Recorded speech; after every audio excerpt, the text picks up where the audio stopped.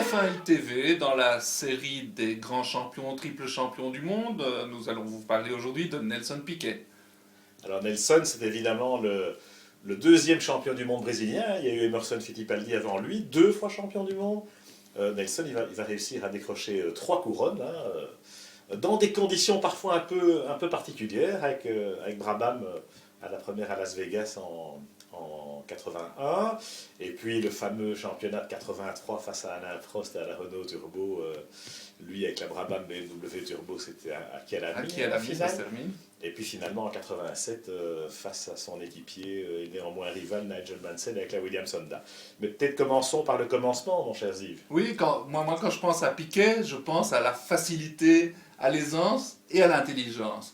Parce que c'est un garçon qui a commencé vraiment dans la facilité, fils de ministre, d'une grande bourgeoisie, élevé à Brasilia, dans les meilleures conditions. Il a malgré tout le mérite de bien vouloir s'expatrier en Angleterre sous la pluie et le froid, pour aller faire ses classes, que ce soit en Formule Ford ou en Formule 3.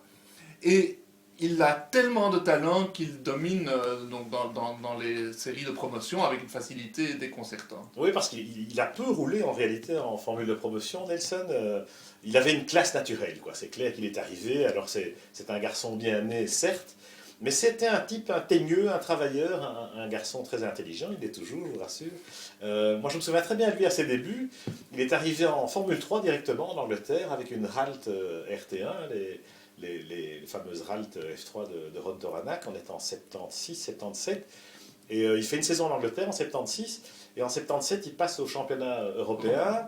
Donc 76 il apprend vraiment le métier, quoi. Et c'est Snetterton sous la pluie et Glagla l'hiver, quoi. Alors c'est la fameuse filière brésilienne qui continue, mais après Fittipaldi c'est quand même le premier, et il y en aura beaucoup d'autres derrière lui.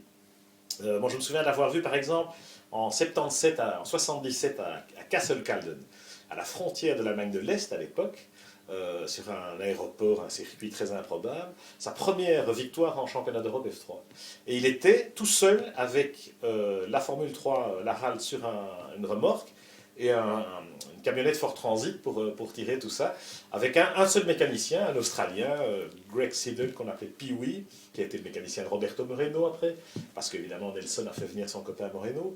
Et ils étaient 2, et Nelson mécaniquait lui-même, etc. Donc voilà, certes, un fils à papa bien né, mais un mec qui a quand même été chercher son chemin. Oui, et il rend hommage à Emerson Fittipaldi qui leur a montré à tous ces Brésiliens le chemin de La voie à l'Angleterre. suivre. La voie à suivre. Sans Fittipaldi, ça ne se serait pas passé parce que ils étaient très bien au Brésil sous le soleil. Et là, il s'expatrie en Angleterre, il achète une Ralt, bon, ses propres moyens, donc c'est pas mal, mais il est tout de suite à l'aise. Il s'est rendu compte que dans le fond, tout était facile. Et il gagne des championnats. Voilà, c'est-à-dire qu'il a un don inné, quoi. Il a un talent inné, donc voilà, effectivement, assez facilement, il gagne des courses, d'abord en Angleterre et puis en championnat d'Europe. Et d'ailleurs, tout de suite, à l'époque, quand on a un talent comme ça qui est reconnu, en F3, eh bien, quand l'opportunité se présente, boum, il peut aller en F1. Et il commence en F1 de façon un peu improbable, à l'été 78, avec Linzheim, avec... C'est Monen qui l'appelle et lui dit écoute, viens faire un Grand Prix. Voilà. Et puis Bob Sparshott avec une McLaren privée, là, effectivement, où il fait quelques courses. Et ça tombe bien parce que, voilà, Ecclestone cherche un Brésilien pour... Et ce qui est intéressant, c'est que Bob Sparshott veut le signer tout de suite pour 3 ans. Et Ecclestone l'appelle et lui dit écoute, si t'es si bon que ça, tu vas perdre ton temps chez Sparshott, viens plutôt chez moi. D'autant plus que Sparshott, c'était un team privé, c'était BS Fabrication, le team qui a fait rouler notamment Henri Pescarolo de la sortie, et qui avait acheté une McLaren, mais enfin qui n'avait pas les moyens de faire de la F1 comme la F1 était en train de se développer. Et évidemment, Ecclestone, c'était le bon choix. La Brabham, à l'époque, c'était une équipe, il y avait Gordon Murray, il y avait Lauda, parce que quand Piquet a débarqué chez Brabham, il y avait Lauda.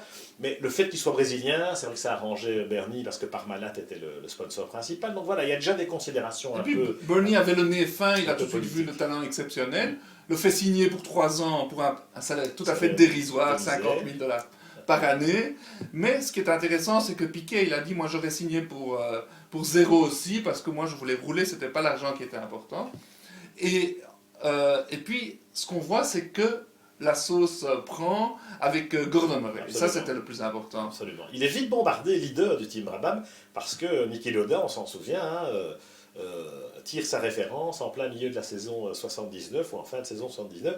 Et du coup, voilà, Piquet se retrouve, alors qu'il n'a qu'une saison de F1 derrière les ceintures, du coup il se retrouve leader naturel d'une équipe qui a quand même un potentiel, parce que Brabham a renoncé au moteur Alfa Romeo, fin 78, on repasse au Cosworth, et Murray sort des autos magnifiques, hein, la BT49 qui est Extraordinaire, une magnifique. Brabham couleur Parmalat, avec le Cosworth, et Piquet, déjà en 1980, est en mesure de gagner le championnat. Il joue le titre jusqu'à l'avant-dernier Grand Prix face à Alan Jones.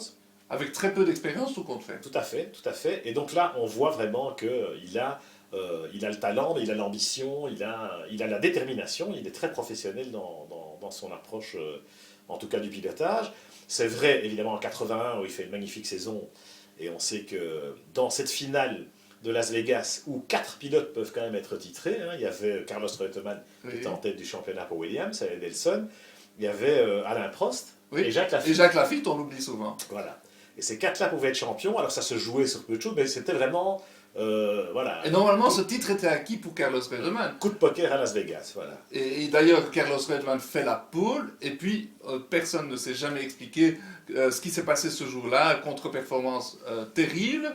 Il faut dire qu'il a été assez sport de ne pas sortir Nelson au moment où Nelson Piquet l'a dépassé. Alors c'était un circuit très particulier, moi j'y étais à Las Vegas, sur le parking du Caesars Palace, et il faisait très très chaud, les pneus ont en fait décidé de l'issue de la course, et Reutemann, bon, il y a aussi un facteur psychologique certainement, parce que chez Williams, en interne, eh bien, on favorisait plutôt Jones, quitte à perdre le championnat, c'est ce qui est assez invraisemblable, enfin c'est typique de Williams. Typique de Frank. Alan Jones a gagné le Grand Prix d'ailleurs, et Carlos termine 5e ou 6e à l'agonie avec ses pneus, alors que voilà, et Piquet gagne un peu par chance, hein, clairement, mais dans cette sous-pression psychologique, il est l'outsider, et on voit déjà qu'il a un caractère bien trempé, parce que il Oui, tient là, il a pris le dessus et sur il gagne le Reutemann championnat. au niveau psychologique. Il est champion du monde titré. Et puis, deuxième titre en 83, alors contre Alain Prost aussi à la dernière course. Oui, hein. alors c'est vrai qu'il passe donc au moteur BMW Turbo pendant l'été 82 chez Brabham, où il y a beaucoup de casse au début, hein, c'est le moteur de Formule 2 hein, qui est gavé par un turbo, moteur extraordinaire, cette voiture-là, la BT53. Il fait jusqu'à 1200 chevaux en qualif. Oui, extraordinaire. Et en 83, c'est vraiment une saison, hein, parce qu'on passe de l'atmosphérique au turbo, et les turbos prennent vraiment l'ascendant. Mais c'est l'époque, comme tu dis, il y a 1200 chevaux, il y a un temps de réponse énorme en pilotage, c'était vraiment rock'n'roll. Mais, Alors là, il y a une controverse qui dure jusqu'à aujourd'hui, voilà. c'est-à-dire qu'on dit que BASF avait concocté des mélanges au niveau de l'essence pour BMW, Voilà. qui n'étaient pas du tout légales. Ça se confirme parce que Nelson a dit oui, on était à la limite de la légalité, mais on aurait gagné de toute façon parce qu'on était meilleur que Renault. C'est-à-dire qu'il y avait effectivement des additifs que BASF avait fabriqués pour gaver, pour booster encore plus ce moteur BMW Turbo. Alors c'est vrai qu'il n'était pas dans les normes, hein, les taux d'octane, etc. Tout ça se jouait sur peu de choses. Hein. C'était un peu une époque où voilà, les règlements étaient assez libres, et donc tous les coups étaient permis. Et clairement, Renault, alors qu'Alain avait 15 points d'avance au mois d'août, au Grand Prix d'Autriche, ils ont eu beaucoup de mal à gérer la pression aussi de l'enjeu du championnat. Et sur la fin de saison, ils se sont complètement défaits, c'est-à-dire qu'ils ont une attitude complètement conservatrice, ils n'ont plus osé prendre de risques, et ce faisant, ils ont perdu de la performance, ils ont même perdu de la fiabilité, parce qu'Alain perd sur une casse de turbo à Kyalami, on est en altitude à Kyalami, donc tu vois, c'était un peu particulier. Et Nelson, il va à l'arraché, il va en franc-tireur. Et là, on voit la deuxième moitié de la saison où on a une équipe commando comme Brabham, comme les Anglais savent les faire, et puis on a la régie Renault avec tous ces problèmes politiques aussi, ces tiraillements en interne. Et il profite de ça pour obtenir son deuxième titre. Alors que Renault, technologiquement, avait quand même bien l'avantage sur Brabham et BMW qui arrivaient seulement depuis un an en F1. Mais voilà, ils l'ont perdu comme ça. Alors peut-être sur le tapis vert, dans le sens où il a été prouvé par la suite que le carburant de la Brabham n'était pas conforme. Mais voilà, il y a aussi eu les facteurs politiques, c'est que Elf, par exemple, a refusé de porter l'affaire justement sur le tapis vert, ne voulait pas gagner le championnat sur le tapis vert, et donc Renault n'a pas porté réclamation, etc. C'est François Guittet, patron de la compétition de Elf, qu'on salue, qui n'a pas voulu, qui a voulu faire preuve d'un certain fair play, et ça, la F1 était en train de devenir quand même de moins en moins un sport de gentlemen et de plus en plus un business de voyous. Alors François Guittet était le dernier des Mohicans. Voilà. Et Renault s'en est mordu les doigts par la suite, parce que voilà, c'est un titre qu'ils n'ont jamais eu, et qu'ils n'auront jamais. Hein, une Renault avec un pilote français, des pneus Michelin, etc. Une victoire 100% française, il n'y en aura plus. Et c'est un regret éternel chez Renault, comme pour Prost d'ailleurs, que cette défaite en 83. Revenons à Piquet. Et puis Piquet, oui, qui en a marre de gagner des clopinettes, tout double champion du monde qu'il est, dit à Ecclestone, écoute, il est temps que tu me payes un peu convenablement. Arrive Williams avec une offre très convenable, plus que convenable, en lui promettant d'être premier pilote en ayant toutes les faveurs. Parce qu'il gagne encore sa vie, hein, oui, 84, 85, oui, à Brabham avec Pirelli, etc. Il monnaie un peu ses titres chez Brabham. Mais c'est vrai que Ecclestone, à ce moment-là, évidemment, il est plus préoccupé par le développement du business en F1 et de la F1 en général que par Brabham, parce que voilà, il a un peu fait le tour de la question en tant que patron d'écurie. Et c'est un moment clé de la F1, effectivement, c'est le milieu des années 80, c'est l'époque folle du turbo, des constructeurs qui montent en puissance, et Nelson, à ce moment-là, effectivement, négocie très bien sa valeur marchande en passant chez Williams avec Honda, et effectivement, en s'assurant théoriquement, un statut. Et ça, c'est intéressant, c'est que récemment, je l'ai entendu dire que son transfert vers Williams, malgré le titre de 87, était une erreur, parce que chez Williams, on lui a promis un statut de premier pilote sans discussion, avec les ingénieurs, avec Patrick Head autour de lui. Et qu'est-ce qu'il s'avère Il s'avère que Mansell est vraiment la star montante et que toute l'écurie Williams tombe amoureuse de lui. Et Piquet, en 86, se plaint qu'il n'a même pas d'ingénieur, qu'il a dû attendre 87 pour avoir Frank Derny pour l'aider. Il s'est retrouvé tout seul avec tous les Anglais autour de Mansell, et que dans le fond, ça lui coûte le titre de 86, et que l'ambiance était mauvaise aussi chez Williams, parce que il le dit, il dit, moi je détestais Mansell, et lui il me détestait aussi. Bon, alors là j'ai quelques anecdotes assez croustillantes à raconter, notamment sur l'attitude de Nelson et la personnalité de Nelson, quelque part, dans la gestion des relations humaines et l'aspect psychologique du métier de pilote. Que ce soit avec Mansell ou avec Senna aussi. Hein.